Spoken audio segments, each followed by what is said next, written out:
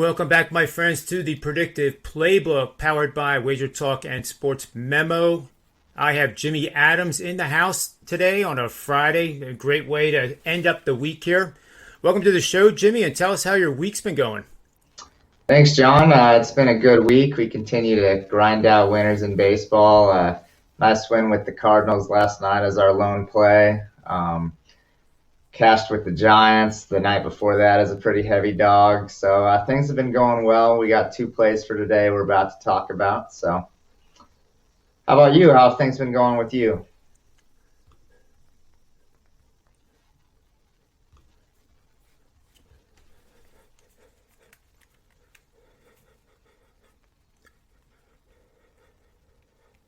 Can you hear me? I can't hear. Oh, boy.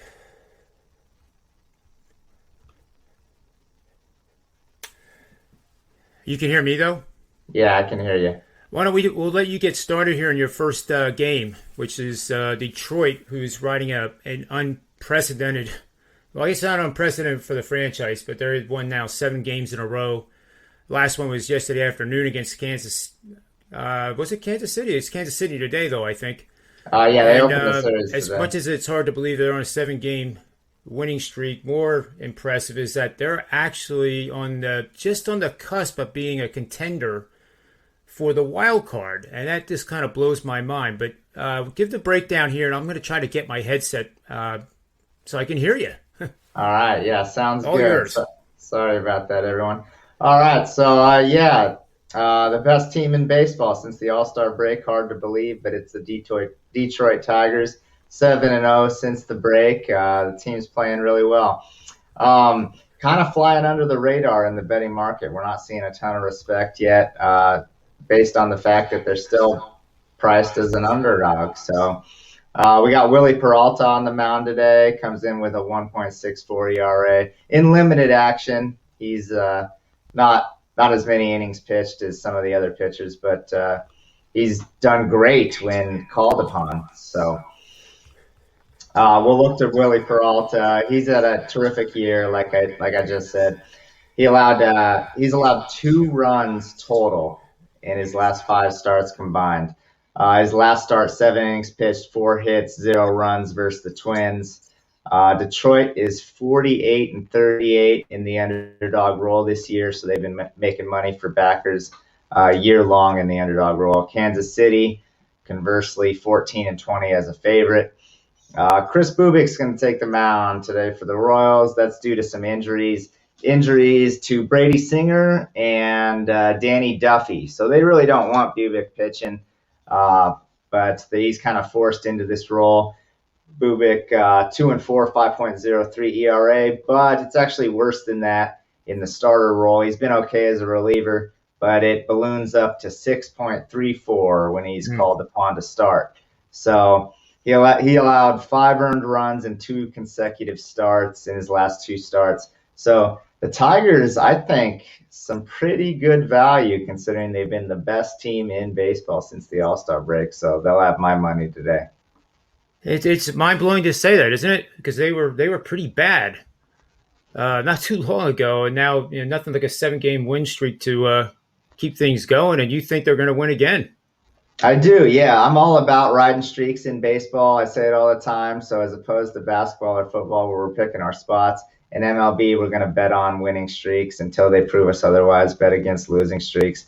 And this is the ultimate winning streak. I mean, teams catch fire, and the Tigers probably overall aren't a very good team, but we have an opportunity to make money with them right now. So let's take advantage of that. Yeah, it sounds good to me. And the Red Sox certainly took advantage of a gift that the Yankees gave them last night, didn't they? Oh, my goodness. I couldn't believe it. I was not on the game, but seeing the highlights, 4 wild pitches. So the Yankees are up 2 runs with 2 outs in the 9th inning, if I'm correct. And Boston ties it up. They go to extra innings, 4 wild pitches, and Boston hits a sac fly to ultimately walk off and win the game. And they immediately send down that pitcher to AAA. So they don't want to see any more of him. But wild action from a Yankees team that actually seemed to kind of maybe be turning it around. Had won 4 straight prior to that. So it'll be real interesting to see what happens tonight. But oh, it sure will. It's a great pitching matchup. Garrett Cole, anytime he's on the hill, the right-hander has 10-4 record, 2.63 ERA, 158 Ks, going up against Eduardo Rodriguez, a lefty, the infamous crafty lefty, 7-5, 5.19 ERA. But that ERA is a bit unlucky, I think, in the way I was looking at him earlier today. It's 112 strikeouts on the season. Looking at batter-pitcher matchups, LeMahieu is batting .316 in 19 at-bats. Let's see here. Sanchez, 188, 16 at-bats. Stanton, 077 with 13 at-bats. And I don't know how to interpret him because he can look so bad in one at-bat or even one pitch, and the very next pitch is a home run or it's hit a ton. Yeah, I haven't loved what I've seen out of Stanton. I was watching him on, I don't know, the other night on some national broadcast, and he's on his heels. His swing doesn't look very good. So he's so strong that if he makes decent contact, there's a good chance it's going out.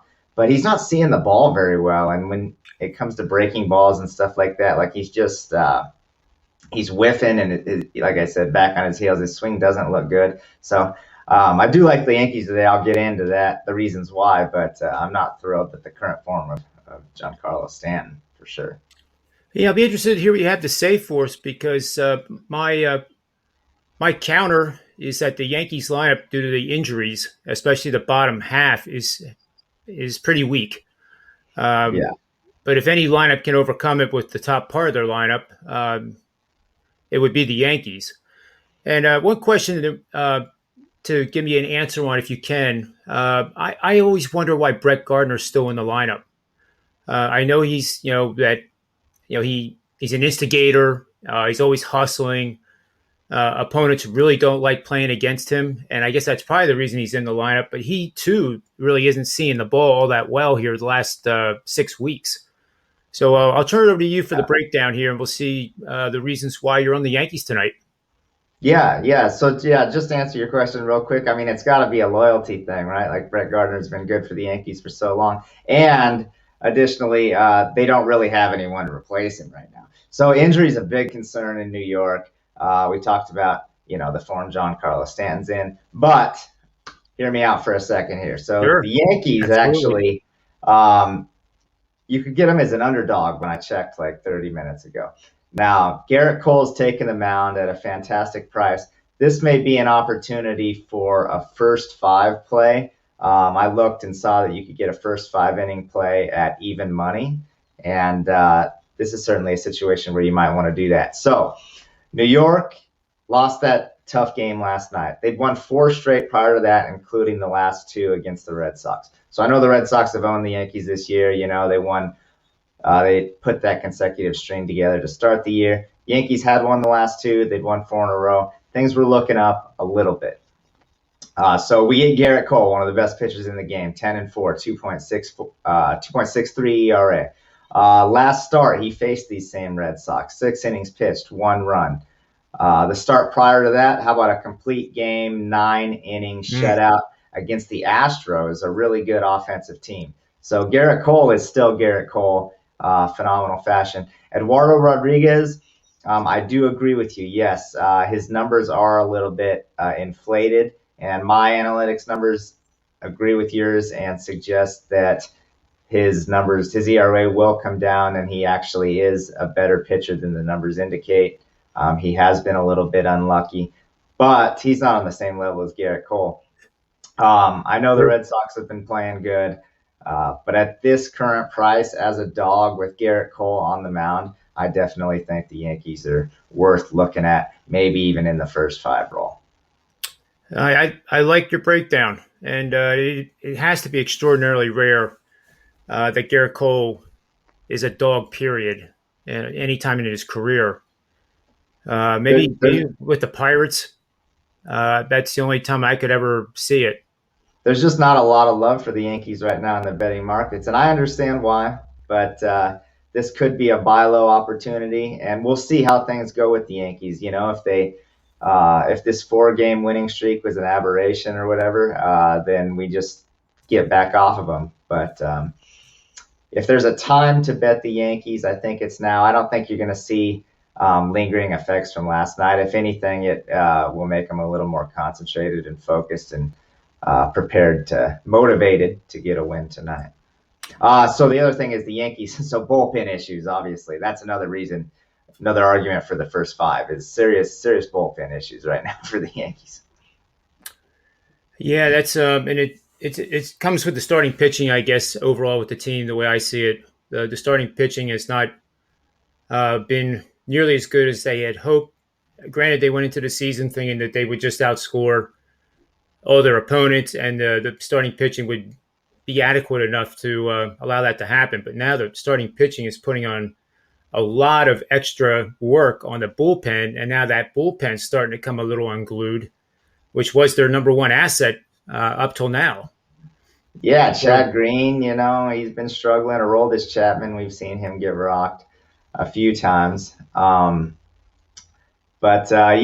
like so we cashed on Wednesday with the Giants as an underdog, and then I was kicking myself because the Giants do the exact same thing, come back in the 9th last night. But switching topics a little bit, a guy like Kenley Jansen, who has been absolutely batting practice, and this is nothing new. Like Kenley Jansen has been trashed for years. How he's still the closer for a team that's coming off a World Series championship like the Dodgers and shooting for another one with so much talent they have. Like, can you explain that to me, John? Kenley Jansen is just a dumpster fire. How is he still in there? I mean, there's no other. You can't sugarcoat it. He's just not getting it even close to being done, and he's getting hit hard. Exit velocities are I think, the highest of his career and the highest of the season now. And then pitch the way he is 2 consecutive nights is not good. And I don't think there's a guy that comes on the show, Manny's Irish Pub, which is the Monday to Friday show that you've been on. Mm-hmm. I can't think of anybody that is giving him any love since the season started. Yeah, I've never been a huge fan. It started a couple years ago when he tried to blame his medication, and whatever. We all kind of laughed, and then he's off the medication. He's been off the medication for years, and it's just the same result. And when I look at Kenley Jansen, like, he just doesn't have good stuff. Like, here he is, a big dude. You'd think he'd be a flamethrower. He doesn't have his velocities. No one's getting blown away by his fastball. He's got a slider that I guess was okay at one point in time, but I'm not a big Kenley Jansen fan at all. So happy for those who cashed on the Giants as big dogs the last 2 nights. Yeah, I had been hearing, in the rumor mill that the Dodgers were going to go after another starter, but I think with this situation, I think I'd go after Kimbrel, presuming that the Cubs are going to be sellers, because he's really reinvented himself. I think he's 35 years of age, and for the purposes of 1 year, I think that would solve the problem with Jansen almost instantly, or Jansen. And but there's going to be competition for Kimbrel if he becomes available here in the last we're down to last week, 8 days to go, and trade deadline is done and over with. Yeah, there should be a lot of interesting moves. Even the Yankees, there's been a lot of debate. Are they going to be buyers? Are they going to be sellers? I don't know what the front office is thinking.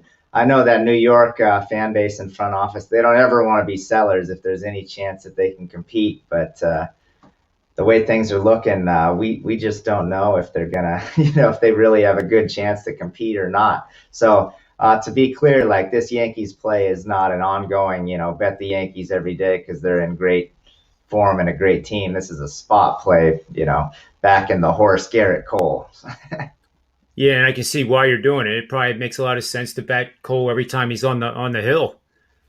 I was just looking at the standings just quickly here, because the amazing thing with the Yankees is that their expected runs scored versus the actual scores that they've had is the widest gap of any team in the last 15 years, and it continues. They have a couple games here where they were looking good in that first series against the Red Sox in the Bronx, but they've scored 398 runs coming into today.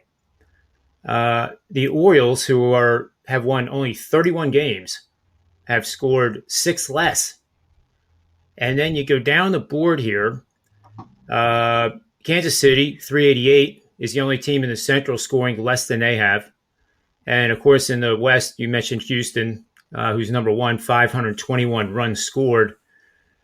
Only Texas is below the Yankees at 379. So if my math is right, they're the fourth worst run-scoring team. And it's just mind-blowing. I mean, that's more mind-blowing than Detroit winning 8 games or 7 games in a row. No, it is. It's absolutely crazy. And, Aaron Boone's got to figure something out, or I think he's not sitting comfortably back there. I said on Wager Talk a month and a half ago that, Aaron Boone is not safe in New York because the worst thing, things have not gotten better since. So, I know he was a great player and all that, but he's managing in a market that doesn't have a lot of margin for error. They don't have a lot of leniency. So he's got to do something, and we'll see what happens. I don't know. I don't know. They could win 7 of their next 10. I wouldn't be surprised. They could go 2-8. I wouldn't be surprised. So they're kind of a wild card. I almost think they have to, sweep the weekend series here and win 3 in a row, to close that gap down to 5 games. And then I think they would probably be pretty aggressive. But like you said, who knows? I mean, we're just sitting here speculating on what they would do or what they would not do. And, Tampa Bay, look who they added yesterday.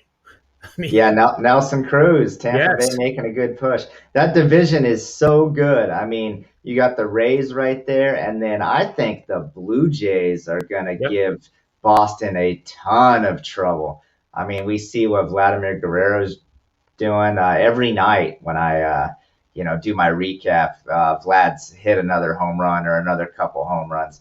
I mean, the Blue Jays, I feel like they've always just been home run hitters the last 5 or 6 years, going back to when Jose Bautista was knocking them out all the time. And they, with some starting pitching and the way they can hit the ball, they are live. They are absolutely live to go deep into the playoffs this year. So great division. Yeah, it is. And then, the wild card race is crazy. Toronto's 5 games out on the wild card. Tampa Bay is one of the wild cards with a 2.5 game lead. And the Yankees are only 4.5 out of the wild card. So right then and there, if the Yankees could somehow win even 2 of the next 3, it probably would go a long way to seeing the Yankees heavily involved in that trade deadline market.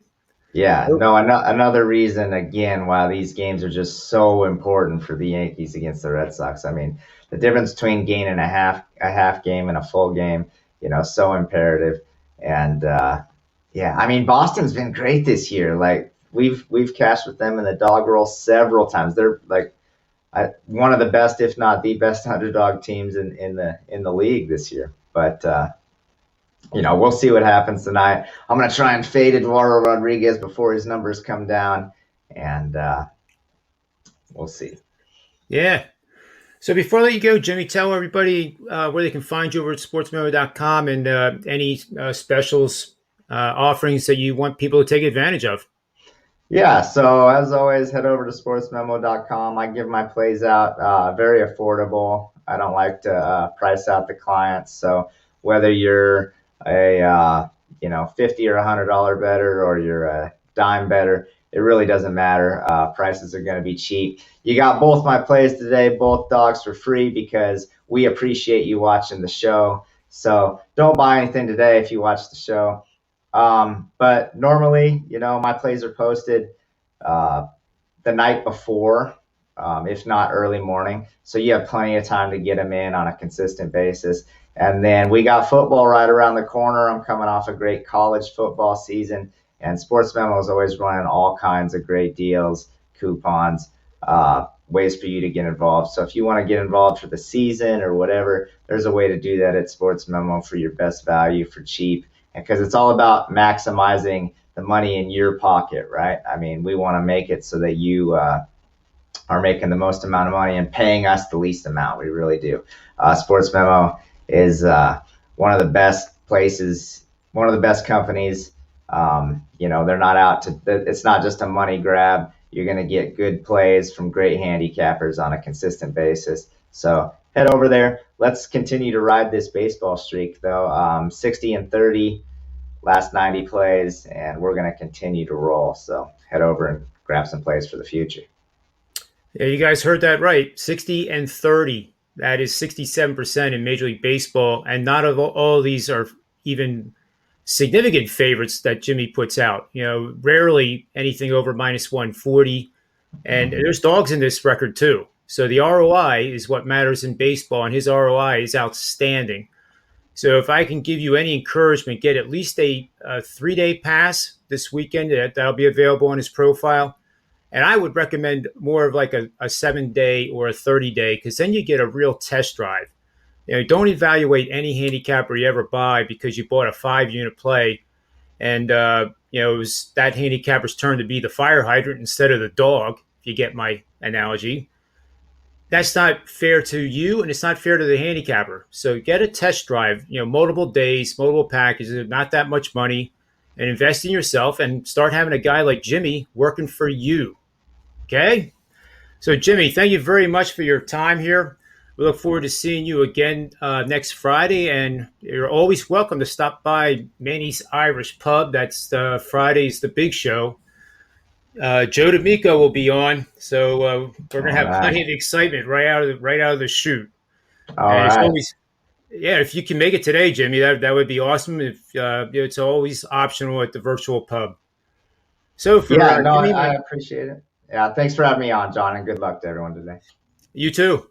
So for Jimmy, myself, the Predictive Playbook, SportsMemo.com, and WaiterTalk.com, may all the wins be yours.